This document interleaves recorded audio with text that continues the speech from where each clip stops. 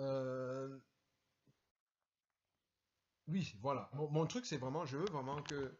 Vous savez comment c'est, hein. Il faut comprendre que dans la chair, il y a une intelligence, avec le Seigneur, il y a une intelligence. Et c'est deux choses totalement différentes, d'accord? L'intelligence, comme je le dis des fois de la chair, elle est énormément basée sur l'inquiétude, le contrôle, c'est-à-dire que la personne contrôle l'accomplissement de la chose. Alléluia. Je vais m'expliquer, vous allez comprendre, parce que ce que je dis est super important. Par exemple, l'agriculteur, il va mettre la graine en terre. Vous voyez un peu ce que je veux dire, non? Il va mettre la graine en terre pour que la graine pousse. Mais on dirait qu'avec son intellect, il a envie de contrôler la croissance de la chose. Alors que lui, il a déjà mis la graine en terre et il arrose. La croissance ne le regarde pas. Vous comprenez? Et le truc, c'est que nous, l'intellect de la chair, c'est comme si la croissance, c'est notre responsabilité.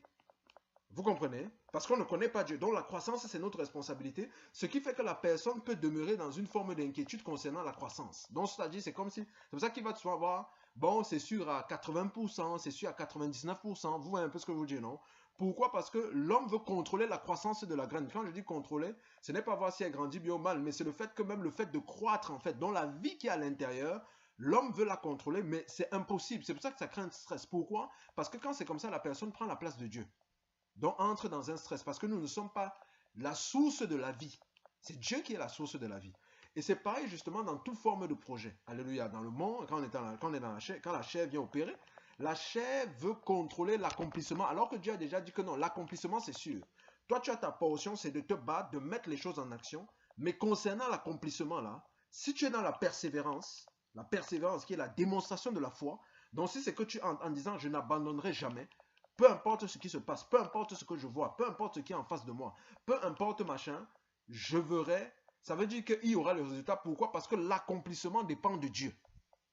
Donc, en me positionnant comme ça, c'est exactement comme si je remets l'accomplissement entre les mains de Dieu. Amen. Donc, c'est-à-dire, en ayant ce mental, à cet état d'esprit, Dieu opère. Donc, ça, c'est l'intelligence avec le royaume des cieux. Et c'est super important parce qu'on va voir que c'est une chose qui torpille. Alléluia. On peut faire les choses, bon, c'est un apprentissage. Avec Dieu, on apprend à être dans la foi, on apprend à marcher dans la paix, on apprend à tenir peu importe les circonstances. Moïse n'a pas été formé en un jour. Vous voyez un peu ce que je vous dis. Donc, voilà, c'est un travail que le Seigneur a fait dans sa vie.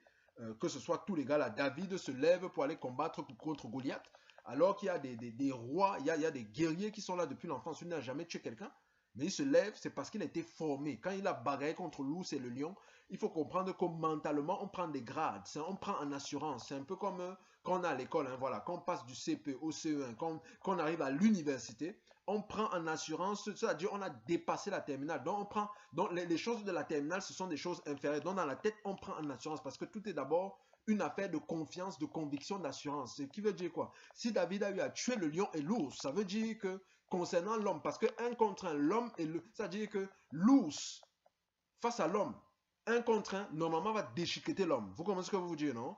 Mais lui, il a vaincu l'ours. Donc, ça veut dire que le combat face à l'homme, c'est rien dans sa tête. Donc, parce que le combat, la marche d'abord, comme on voit ces derniers temps, est d'abord mentale. La victoire est d'abord mentale. C'est-à-dire qu'on gagne avant de démarrer. C'est comme ça que ça fonctionne. C'est-à-dire que le Seigneur nous a donné la victoire pour l'entrée du royaume des cieux. C'est-à-dire qu'avant qu'on ne démarre, donc c'est-à-dire que dès qu'on donne notre vie à Christ, on a déjà la victoire, alors qu'on n'est même pas encore entré. Puisqu'on dit, la parole dit aussi qu'on est sauvé en espérance. Donc ça veut dire qu'on marche ici sur la terre, mais on a déjà gagné avant. C'est comme ça qu'il faut fonctionner dans toute chose. C'est normal. C'est-à-dire qu'avant le démarrage de la chose, on a déjà gagné. C'est ça l'état d'esprit et on va chercher notre victoire qui est déjà établie en esprit. Donc mentalement, Dieu veut